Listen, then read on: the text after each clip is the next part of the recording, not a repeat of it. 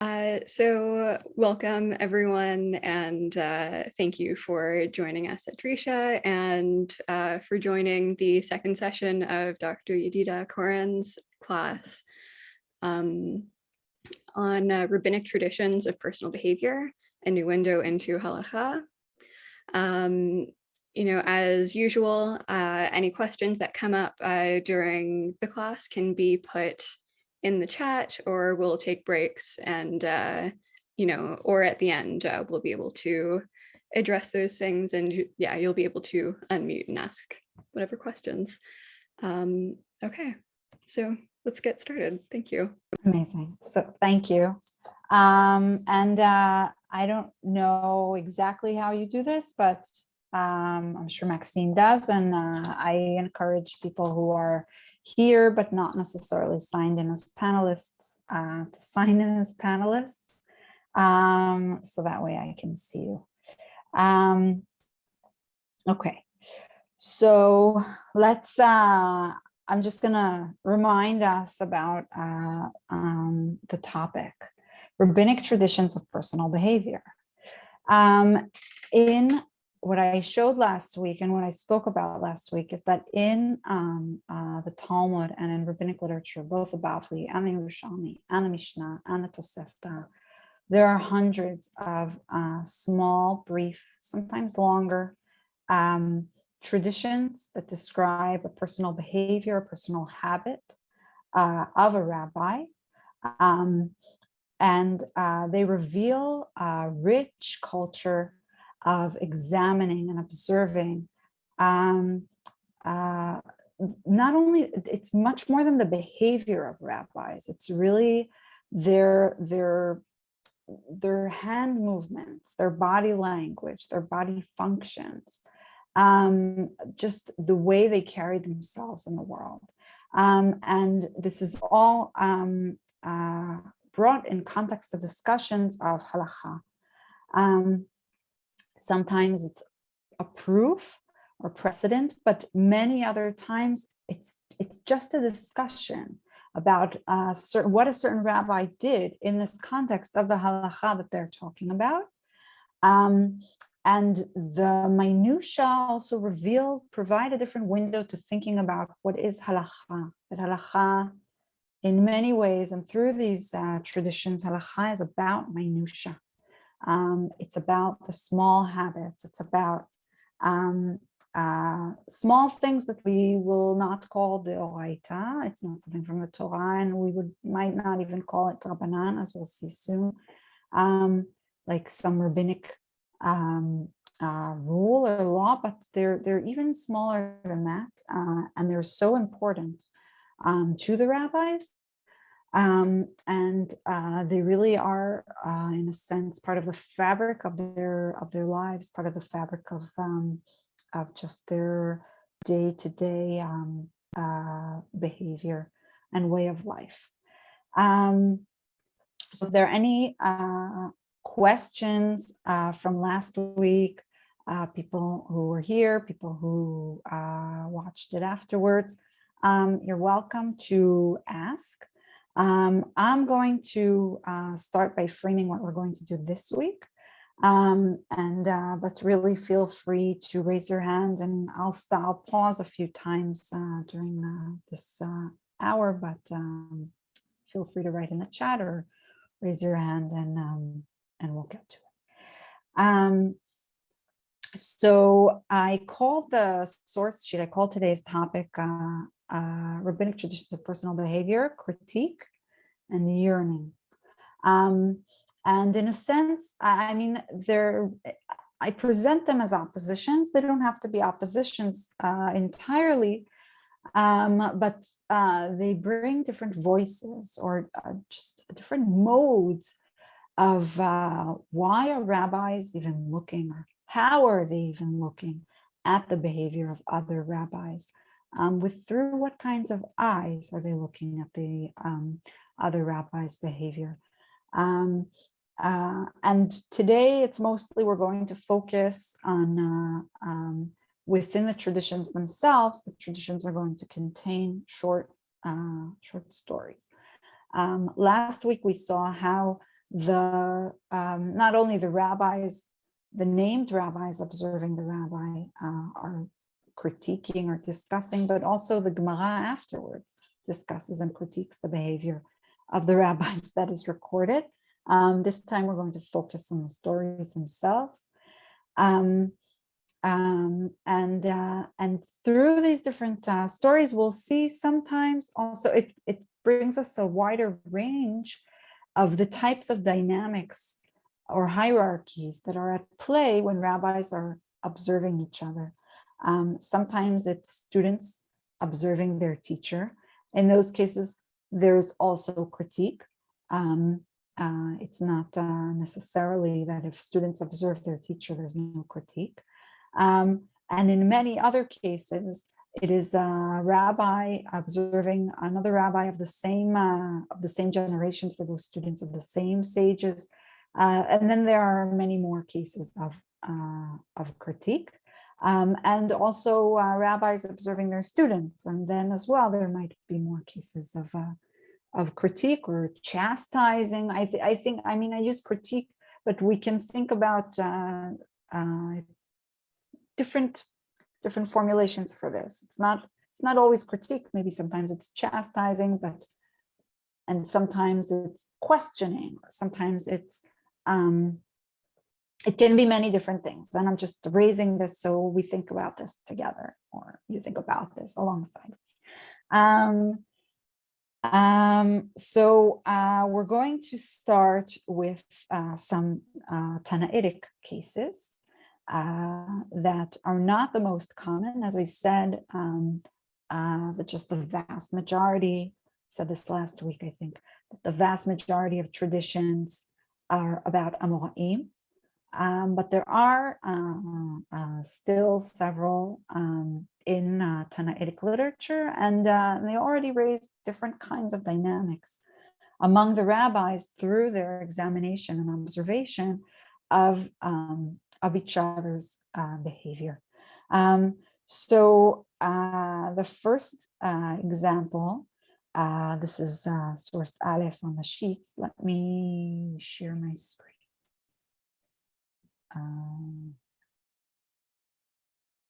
Okay, there's something in the chat. Okay, good.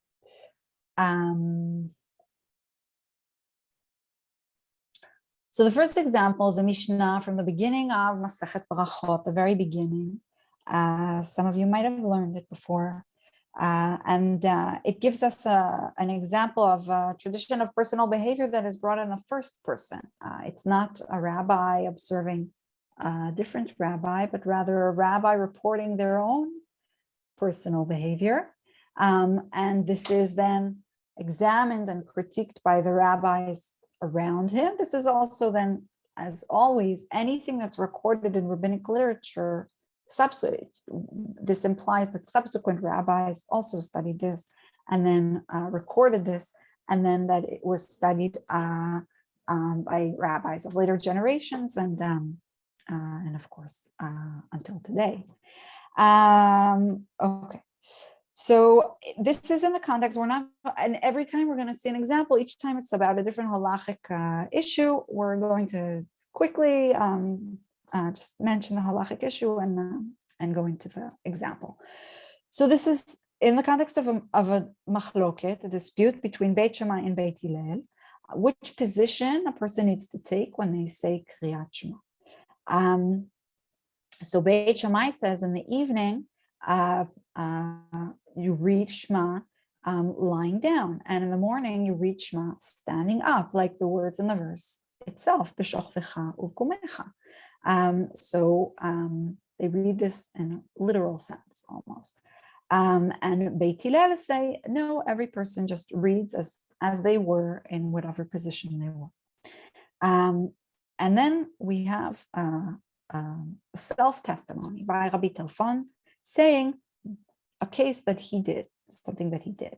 אמר רבי טרפון, אני הייתי בא בדרך והתתי לקרות כדברי בית שמאי, וסיכנתי בעצמי מפני הליסטים. So Rabbi Talfon says, I was on the road in my travels, and it he inclined to read Shema. It was evening, it was nightfall, and he reclined to say Shema, like the position of Beit Shammai, and he put himself in danger. In a sense, it seems that he's telling the other sages how great his actions were, how great he was that he put himself in this danger because he wanted to follow the position of Beit Shammai. So this is also goes into not only a question of how much should one put oneself in danger in order to keep mitzvot, or not to keep mitzvot, but a specific, in a sense, just a specific execution of the mitzvah, right? He could have said Shema, he just wanted to do it especially and be scrupulous about it. But also it goes into a question of should the rabbis be performing according to the position of the house of Shammai or the position of the house of Hillel? So the response of the sages to Rabbi Tarfon's self-testimony is very harsh, and they tell him that you were worthy, you deserved to die, you deserved to be liable to pay with your life because you transgressed the position of Beit Hillel, of the house of Hillel. So there seems to be a disconnect in the basic assumptions of Rabbi Tarfon and the other sages. What is the proper mode of behavior also in the context of mitzvot and danger, also in the context of Beit Hillel and Beit Shammai? Here we have one of the first examples of tradition of personal behavior, and other rabbis criticizing the rabbi for their behavior, and in a very harsh way. The other example that's connected to reading Shema that I brought is in the Tosefta, is source Gimel, here. And here the critique is much less harsh. And the context is the timing of reciting Shema in the morning. And here we have a different kind of dynamic. In the previous case, we had Rabbi Tarfon, and he was telling about himself, and the sages were anonymous. And those were the ones who were critiquing, criticizing him. And it seems that they were his peers. Here, the rabbi telling the situation is Rabbi Yehuda, and he's telling about two of his two masters, his two teachers, Rabbi Akiva and Rabbi Elazar ben Azariah. So the mitzvah of Shema, the Tosefta states, is to recite Shema in the morning with the budding of the sun, Henetzach Hama. Because if you say it with Henetzach Hama, then you can then right after that recite Shmoneh Esrei, and when you combine them together, it's considered a better way to perform both mitzvot. However, then we have a short story given by Rabbi Yehuda. Amar Rabbi Yehuda, פעם אחת הייתי מהלך אחר רבי עקיבא ואחר רבי אלעזר בן עזריה. הגיע זמן קריאת שמע, כי מדומה אני שנתייאשו מלקרות, אלא שעוסקים בצורכי ציבור. So the situation is that we have two teachers and their student who's walking behind them. And these traditions also put to life dynamics between rabbis and students and how they carried themselves. So here we see that the teachers are in front, the student is in back.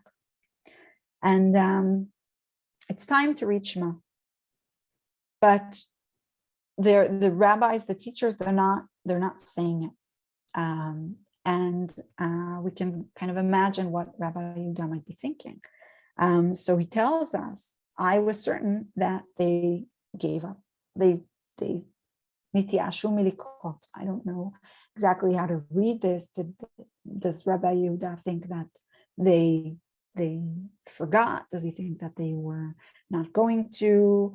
That they decided not to? And this is connected to the fact that they were dealing with the public affairs, tzolchei tzibur. And we don't know exactly what these public affairs were. If it was connected to tzedakah, if it was connected to something else. Is this the reason that they delayed the Shema? Is this the reason that Rabbi Yehuda thought that they didn't have to say Shema? It seems that there's some kind of negative reaction or surprise on his part, that he says nitiashu milikot. Doesn't seem entirely neutral. And he says about himself, kariti, I recited Shema vishaniti. And perhaps this means that he also studied his studies, his Mishnayot, or not the Mishnah as a work, but perhaps he recited traditions. Or this could mean that he recited Shema again, kariti v'shaniti, I repeated. And only after that they started. And the sun, it wasn't budding anymore, it was at the tops of the mountains. This was pretty late in the morning. And only then did his two teachers start reciting Shema. And we're just left, what I like about this example, we're just left with this picture. It's not developed, and we can start to think, how did Rabbi Yehuda, what did he think when he saw that they did recite Shema? Do you think that this whole problem was resolved? Was it not resolved as far as he was concerned? But it seems that he's not looking at them in admiration. And also this case is brought in contrast to the halakha itself, that you need to recite Shema with Hanetzach.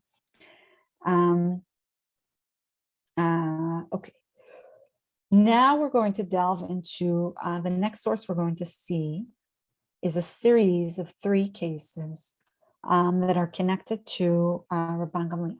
And these 3 cases reveal Rabban Gamliel as every single time acting against the proper halakha. And every single time his students question his actions. And every single time he doesn't respond by correcting them, or by saying, no, I am doing the proper halakha. Rather, he's saying why he's unique and why he's doing something that is different from the proper halakha. He's acknowledging that he's deviating from proper halakha. He's giving justification for his deviation, sometimes more justification and sometimes less. And again, there's a lot of ambiguity here as to what to do with these traditions of personal behavior of Rabban Gamliel. Is he an example? Is he actually kind of an exclusion to the general rule? And what does it mean when such a great rabbi actually acts in a unique exclusion to the rule? What are we left with as what is the role model? What is the proper mode of behavior? And especially in the reasons that he gives. So the 3 cases are: 1, this is Hey, a groom is exempt from reciting Shema on the first few nights after his wedding, but Rabban Gamliel recited Shema the very night that he married, and his students say to him, אמרו לו תלמידיו, לא לימדתנו רבנו, שחתן פטור מקריאת שמע בלילה הראשון. You yourself taught us something different from what you are doing, that a groom is exempt from reciting Shema on the first night. And so he answers to them in a very interesting way. He says, Amar lahem, eini shomea lachem. לבטל ממני מלכות שמיים אפילו שעה אחת. I won't listen to you. I will not let you, in a sense, translation is to preclude myself from the yoke of the kingdom of heaven for even one moment. This is an interesting dynamic that's going on here, because it was Rabban Gamliel himself who taught them the proper halakha. But suddenly Rabban Gamliel is treating it as if his students are the ones who are preventing him from fulfilling his desire to read Shema. And his desire to read Shema doesn't go in accordance with halakha. So there's discussion after this in the Gemara. What was the justification for this? Why did Rabban Gamliel think that he should? Can other people do this as well? And we're left with a lot of question marks. The next example, also very intriguing. Zayin, rachatz laila harishon shemeta ishto. So bathed, Rabban Gamliel bathed the first night that his wife died. And he was in mourning. He should definitely not have bathed in mourning, and especially not on the first night. And again, his students say, you yourself taught us that someone in mourning should not bathe. And his answer here is, again, I am unique, but here he has a category that he puts himself in, or it becomes a halachic category in a sense. I am not like other people. I am delicate. I am, istenis is kind of a word from Greek that it can mean delicate, or easily grossed out, I would say in colloquial. So what does it mean that Rabban Gamliel is not like everyone else? That he needs to bathe. So everyone else is prohibited to bathe, but the rabbi needs to bathe. And perhaps so is Rabban Gamliel unique because he's the Nasi. He's the patriarch. Is he unique just because of his personal just inclination? What about other people? When can regular people, when can Sh'al Kol Adam use this justification of being delicate to deviate themselves from other mitzvot? Or can just anyone say that they are istanis, that they are delicate? So these are all questions, but what the story in the Mishnah just leaves all of these question marks. So I'm not sure if how we should read the way the students are looking at Rabban Gamliel. Are they looking at him? Are they asking him with criticism? Is this critique? Is this criticism? Is this just shock, amazement, curiosity? And we can suggest all of these possibilities, I think. And then we're not going to do the last example. I'm going to skip to Yud Aleph, which is in the Bavli. We're jumping to the Bavli, but and after this example, I'm going to pause for maybe some remarks or questions. And this is in Sugya. We saw it last week, which is connected to this one we actually skipped over. A very important halachic question: can you spit during davening?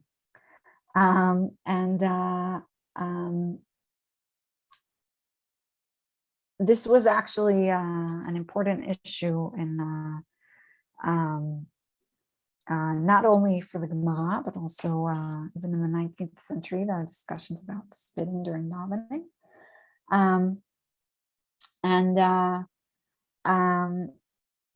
what happens? So you're not allowed to spit during davening. That's basically, don't spit during davening. But what do you do if you have to anyway? What do you do if this kind of spit accumulates in your mouth, and what do you do? What are you supposed to do with it? And you don't want to swallow it, presumably. Or you're permitted to not swallow it. They'll grant you that. So the statement in the Gemara is by Rav Yehuda that if you're standing at prayer and you have suddenly spit accumulating in your mouth, you cannot spit it to the ground, because that would be an act of just a lack of respect to Hashem, to the prayers. So what you're supposed to do is kind of put it, like remove it with your clothing, with your garment. But if you have a nice garment, you use your head covering to remove your spit. However, the case that we have here goes against the theoretical halakha. Ravina, and we're jumping many generations from Rabban Gamliel to Ravina and Rav Ashi, who are at the end of time of the Amoraim in Bavel. Ravina Avakai, אחורי Rav Ashi, נזדמן לו רוק. בתקי לאחורי. אמר לי, so I'm going to stop here. So Ravina was standing behind Rav Ashi, and the translator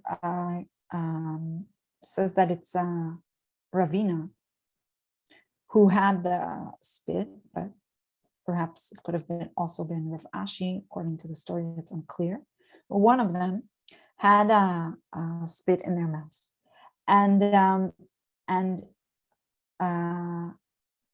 right, yeah, it makes sense that it's Ravina because he's standing behind Rav Ashi, and then he spits it behind him, so close to Ravina. And so Ravina is in shock, I think, and he says to Rav Ashi, how could you just spit like that in the middle of davening? Amar leila savar lamar leha de Rav Yehuda mavli'o be'afar kesuto. So do you not have the statement of Rav Yehuda, who was several generations before them, that if you have spit in the middle of davening, you should put it in your head covering? And the answer is, Amar le ana anina da'atai. I have delicate mindset, or I'm a delicate kind of person. And in a sense, it's a similar explanation to being an Eastonese. It's a similar kind of using of category. Great chaya, I'm going to get to you in a moment. And so he's saying, I won't, right? He doesn't want to put the spit in his garment. He doesn't want to put the spit in his head covering. He spits it behind him because it's just too gross for him. He needs to spit during davening. And this is kind of a halachic argument that, in a sense, it's like a joker card. We didn't even know this was possible to claim. When is it possible for someone to claim that they are anina da'atai, or that they're an Eastonese? Yeah, chaya. I'm just curious what that word anina is. It like, or like what other words are connected to it, just because I'm having trouble placing it. Like, is that, what does that word mean on its own? Would there be a different context that I'd be more familiar with it? Great question. I mean, I think off the top of my head, I think it comes together in the expression anina da'atai. But I can look this up in just a moment. It's not necessary. If I was just wondering if it was like Yeah, quick yeah. thing, but don't. No, it's fine. Thank you. I wrote to myself that I needed to look this up in the dictionary, and then I did not get a chance before class because it is a curious phrase. But I'll check it and I'll let you know. I'll let you know later. But yeah, thanks for raising this. Okay, so just right. So to sum this up of the this issue of Anina Datai or Istanis, the rabbis seem to be using a halachic argument that that it's unclear how this can serve as a role model for others, right? How people can use this and apply this in their own lives. When is it possible to claim Anina Datai? Azi Orbach. Could it mean I am poor at mind? Sometimes I'm Anina Datai. Interesting. Perhaps I am going to check this. I mean, delicate. Okay, this is from the Sokolov Dictionary. I don't know how many of you are familiar with Michael Sokolov. Has an excellent dictionary for both Babylonian and another one for Palestinian Aramaic. And he explains ani as delicate only in the phrase Anina Datai. And he translated as fastidious, which perhaps I would need to look up in an English dictionary. But maybe this, yeah. Okay. So, oh, I should have done a teaching moment and shared my screen with you, but never mind. Okay. Okay. So, okay, any comments on this issue of istanis or aninut, Anina Datai, before we continue to the other examples?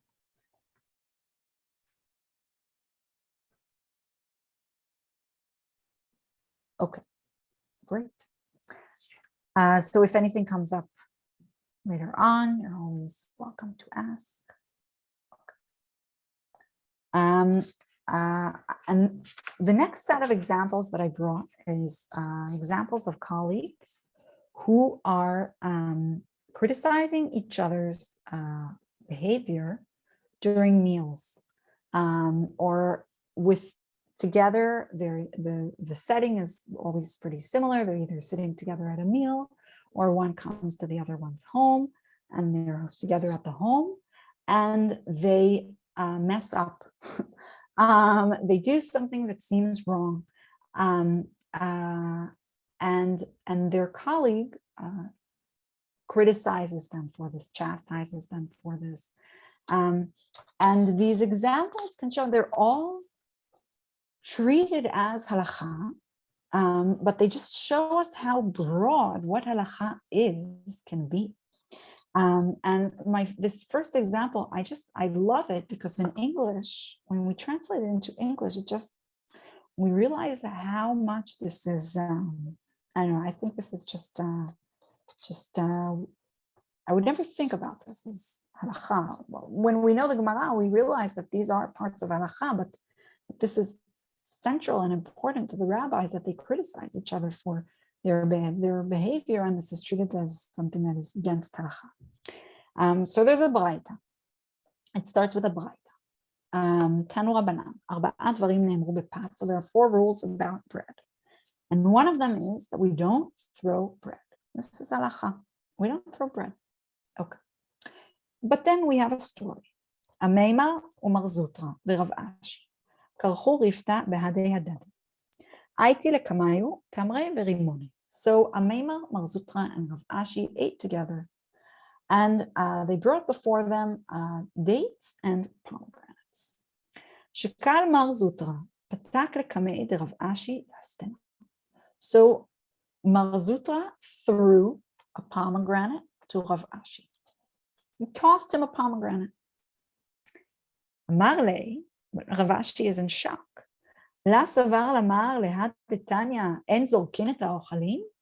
He said, but don't you hold the position or the braita, the teaching, the Talmudic teaching, that we're not allowed to throw food? So he answers, or the Gemara answers, Hahi bepatanya. No, that rule, that braita, that teaching was only about bread. We're not supposed to throw bread, but we can throw other food. V'atanya, keshem she'en zorkin et hapat, kach en zorkin et haochalim. But we have another braita that teaches us that just as we do not throw bread, we do not throw food. But he said to them, but he said to him, but there's a different braita. Amar le v'atanya, af al pi she'en zorkim et hapat, aval zorkim et haochalim. There's a different teaching. It teaches us that even though we're not allowed to throw bread, we are allowed to throw other food. Ela lo kashya, and this could be either the Gemara, or there seems to be kind of a blurring between the rabbinic discussion and the story and the Talmudic discussion afterwards. Ha b'midi de min is, ha b'midi de la min is. So you're not allowed to throw food if it can become disgusting, but you are allowed to throw food if it will not become disgusting. So as I said, I think what I like about this is that in Aramaic it sounds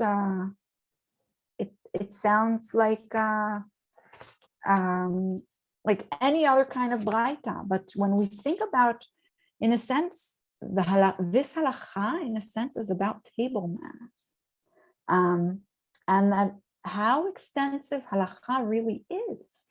How extensive braitot are, that there are braitot, Tanaitic teachings, not only about how to recite Shema, or how to recite other brachot, but there are mamash Tanaitic teachings about table manners and how to treat food. And that too is not, there's no differentiation, and it's treated like halakha, just as we would treat what language should one use for Birkat Hamazon, as we'll see, or the order of brachot. They're all treated in the same as halakha. They're all halakha.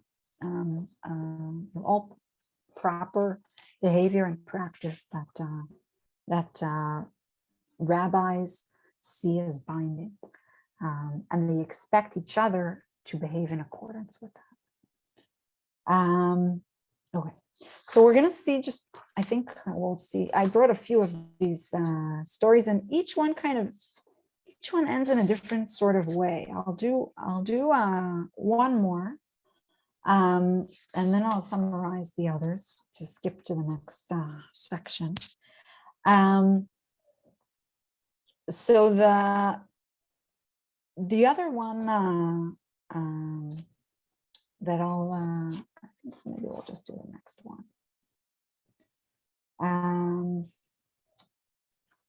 Yeah, let's just do the next one. I mean, it's hard for me I like all of them, and that's why I brought them. So let's just do the next one, and then I can summarize the other ones. It starts with, there's a story within a story, and this actually a story within a story, and then another tradition within this larger story, which is why one of the reasons why I like it. So the background story is Rabbi Zera and Rav Chisda. And Rabbi Zera tells Rav Chisda, Nei timar v'nitnei, come, sir, and teach. And he's asking Rav Chisda to teach him. Amar lei, but Rav Chisda feels incompetent that day. He has the imposter syndrome. Birkat mezona la gamirna v'tanoya imatnena. He says, apparently, I do not even know how to say Birkat Hamazon. How could I possibly teach you? Amar le, my hai, he says, what is this? Why do you think you don't know Birkat Hamazon? Amar le, de'iklei levei resh galuta. So I came to, and this is the story within the broader story. So the smaller is the story within is again a situation of a meal. And Rav Chisda was in the home of the exilarch, Reish Galuta. And he was given the honor of saying Birkat Hamazon, Berichi Birkat Hamazon. He said Birkat. I was benching for everyone. V'zakfei Rav Sheshet lekoei alai kichivya. And Rav Sheshet got so mad. I don't know. We can think about the emotion or how to formulate this, but he stretched his neck. Literally, what's told here is that he stretched his neck upon me, like a snake. Rav Sheshet was just completely critical. Maybe it seems as if he even used his venom at him. He stretched his neck. Rav Sheshet stretched his neck on Rav Chisda. Why? Ve'amai. Dila amri, lo brit, velo Torah, velo malchut. Because when I did Birkat Hamazon, when I led Birkat Hamazon, I did not mention Brit, which we say as Britcha shechatamta b'Yisraelinu, and not Torah, Toratcha shelimadetanu, and not Malchut. He didn't say anything about Beit David, which are for our Birkat Hamazon, right? They're key pieces to Birkat Hamazon. These topics that you need to mention. But what this reflects is, and there are different positions in the Gemara as to what are the important elements of Birkat Hamazon, what needs to be mentioned in Birkat Hamazon. And Rav Chisda seems to not have mentioned any of these elements in his Birkat Hamazon. So why did you not say any of these elements? So he explains, and what's interesting, so he says, I didn't say them because of what Rav Hananel said in the name of Rav. But what's interesting is that there is a distinction here between different versions of the Gemara.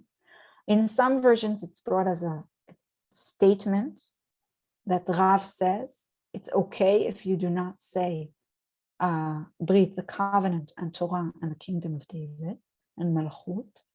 But in other versions, it's that Rav himself, it's bringing another tradition of personal behavior, that Rav himself, in his Birkat Hamazon, would not say, not Brit, not Torah, and not Malchut. He wouldn't say any of these.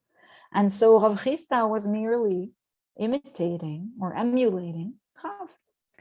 Brit, lefi sheina benashi. There's no need to say Britcha shechatamta b'Yisraelinu, because women do not have this. And Torah u'Malchut, because women or slaves are not obligated.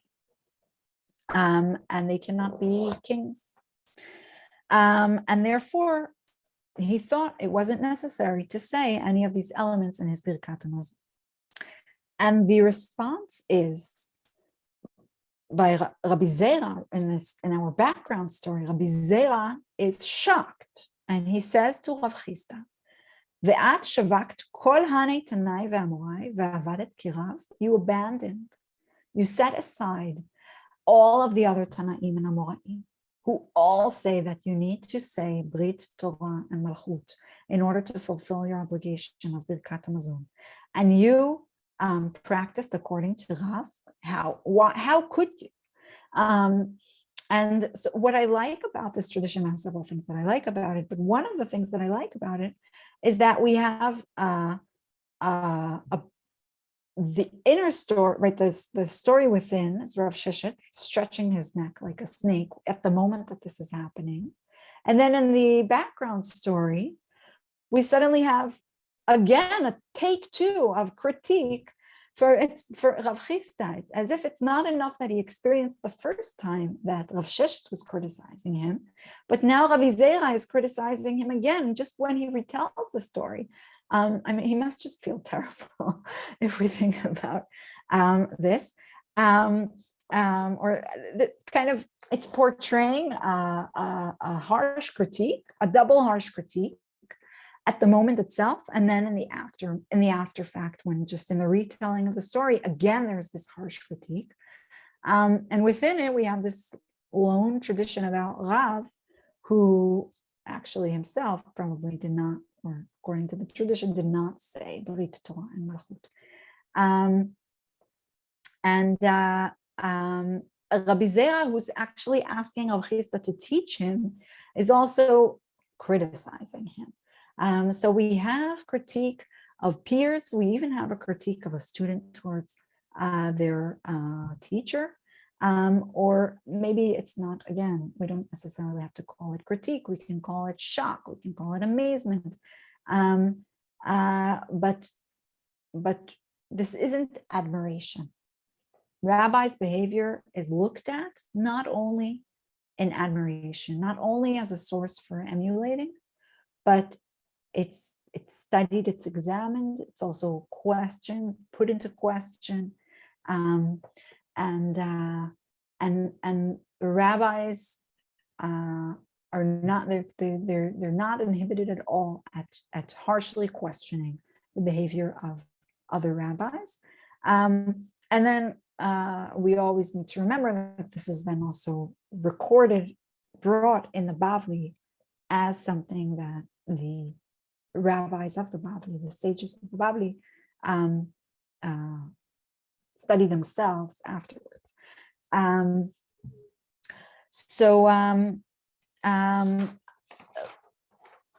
The other examples, they're similar in their kind of setting and in their flow, but each one has a different kind of outcome and a different kind of sometimes different kind of reaction. In Yud Zayin, in this, and you're welcome to study them afterwards. Rav Papa blesses the oil and the myrtle bush in the wrong order. He was supposed to first bless the oil and then the myrtle bush, but he blesses the myrtle bush and only the myrtle branch and only then the oil. And this is against the halakha that seems to have been decided in the Braita. And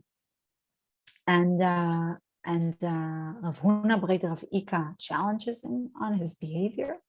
And Rav Papa responds, what the Gemara explains, Rav Papa responds by saying, no, Rava said that the halakha is actually the way I did, the way I behaved. The Gemara says in its bottom line, this is not true, that Rav Papa in a sense invented. Rav Papa, basically, according to the Gemara, Rav Papa invented a halakha just so he could excuse himself from this really uncomfortable situation of being criticized. And then the other example that I brought, the last example of this kind of type, is of a rabbi examining how another Rabbi Bar Mari examines how Rava blesses the wine, and he says to him, Yishar, like Yishar Koach, right? He says to him, well done. And so this is a twist. Instead of criticizing his actions, he's actually complimenting him. And we see how this kind of situation, it's kind of, once we know the setting or once we know the genre, the type of story, so we're waiting to see something is going to happen. Like someone comes to someone else's house, someone sees someone else do something. There's going to be a reaction to this behavior. More often it's critique, but or just challenging, chastising. But in this case, actually, it ends well. He says, "Well done," and this is also how Rabbi Yehoshua ben Levi said it needs to be done. And so the examination is there in both cases. The way that the rabbis examine each other and pay close attention to how they behave. Well, we're just going to skip Kaf Aleph, but it's short. You can see it afterwards. So I want to see, maybe we'll end, we'll skip, perhaps we'll skip the yearning. I do want to see a case, maybe we'll get to the yearning in our last 5 minutes. In Kaf Gimel, this is in the Yerushalmi. This is a case of students attacking almost their teacher for being overly stringent. And this is in the context of saying the bracha borei meorei ha'esh on the fire in Havdalah. There are different criteria for how far away can you be from the fire and still make the bracha. You need to enjoy the light of the fire, but how much exactly do you need to enjoy it? So there are theoretical statements that it needs to be a light that women can spin their wool to it, or it needs to be enough light so that someone could see what is in the cup or the bowl, or to tell between the difference between different coins. And then there's a very lenient position by Braita that's brought by Tani Rabbi Yoshaya. Rabbi Yoshaya says, even if it is an enormous hall of 10 by 10, you can make the bracha borei meorei ha'esh for the fire. However, then we have a case that happened that Rabbi Zeira actually did not follow any of these, and he went close to the light. When he said borei meorei ha'esh, he went close to the candle. And his students said, Amru lo talmidav Rabbeinu, ma at machmir aleinu? Why are you machmir aleinu? Why are you? So the Guggenheimer translated, why does our teacher make it so difficult for us? We could say maybe, why are you being stringent upon us? But in a sense, if the students are aware that what Rabbi Zeira does, they will probably have to, or need to, or feel a desire to, feel driven to. It's unclear what their assumption is here, but they oppose Rabbi Zeira being machmir, being stringent in the situation. You should not, and the students are saying, Master, don't do this to us. Don't be machmir. We learned in the Braita that Rabbi Yoshaya taught in the Braita, afilu triklin 10 על 10 מברכים. Even if it's a hall of 10 by 10, we can make the bracha on the fire. So please don't be overly stringent on us. Don't be more stringent than what we learned. And so, this kind of reminds me of the case of Rabban Gamliel and his students. Only in the case of Rabban Gamliel and his students are shocked that the rabbi is not following, I don't know if lenient is the term, but is deviating from the known halakha. And also here, Rabbi Zeira is deviating from the known halakha, but we wouldn't think that this were a problem for a rabbi to want to come near the flame and not say it from a distance. And yet the students acknowledge that this is a problem for them if their rabbi comes near the flame and doesn't say the bracha from a distance. And it reflects the effect that a rabbi's behavior has for their students. Does anyone have any questions or comments in the meantime, also about the meal stories and or about this? Welcome to ask them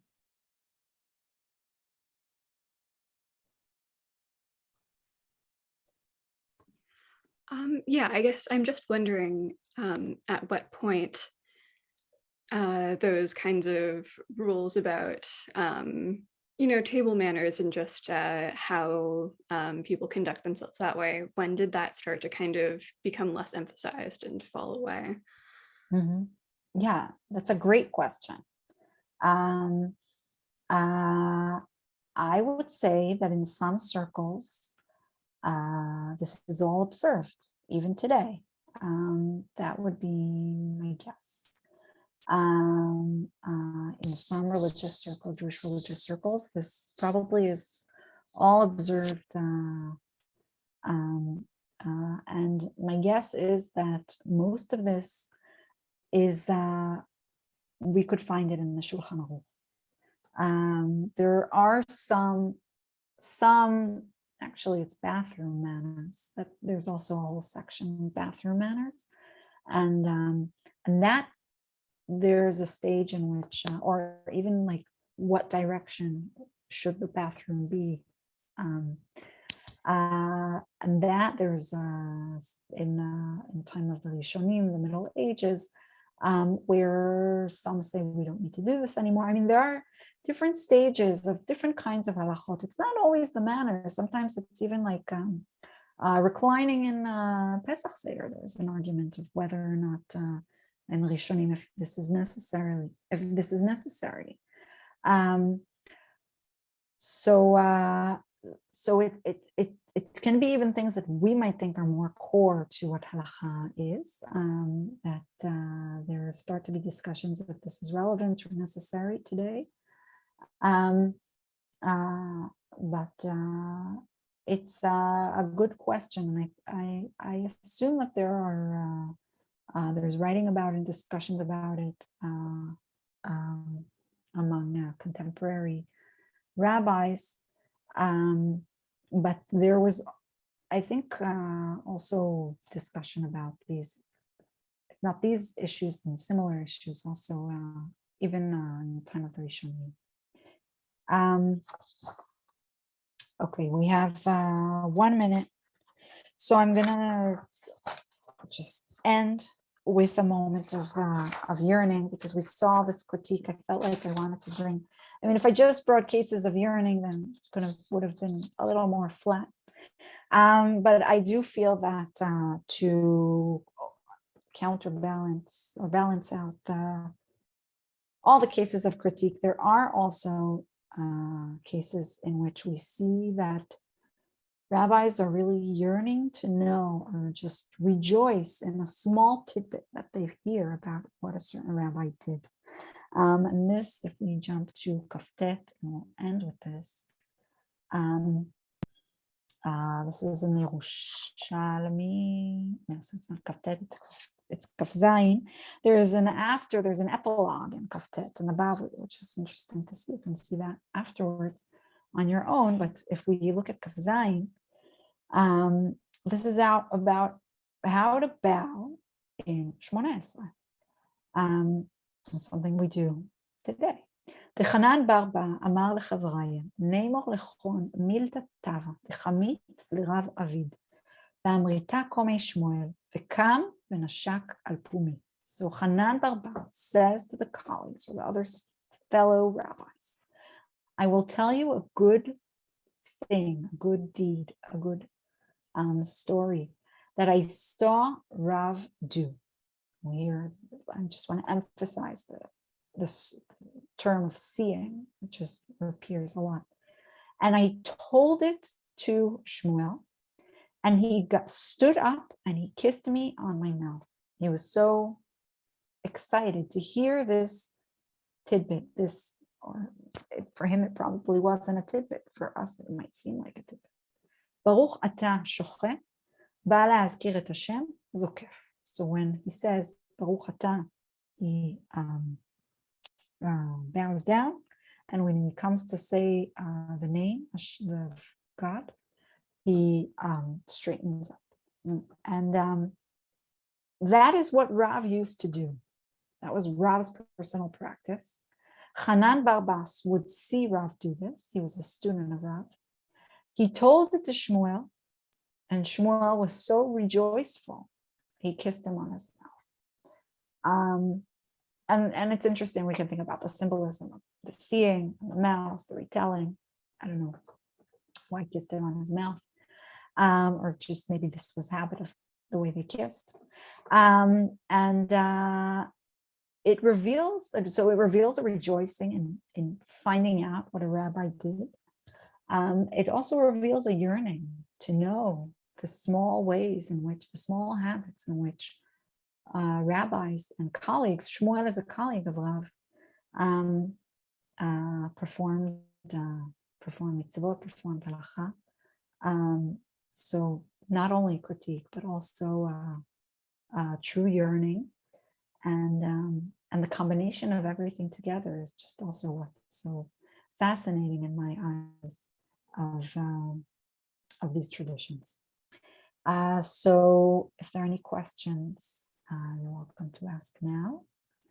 And if you have any questions afterwards, you're also welcome to write to Drisha. They have my email address. And next week I'll try to remember to put it on the source sheet. But thank you for coming, and looking forward to learning with you next week in our final session. Thank you. Looking forward. And thank you everyone also for coming to tonight's class, and hopefully we'll see you next week or before then. We have lots of other classes going on too. So until then, thanks.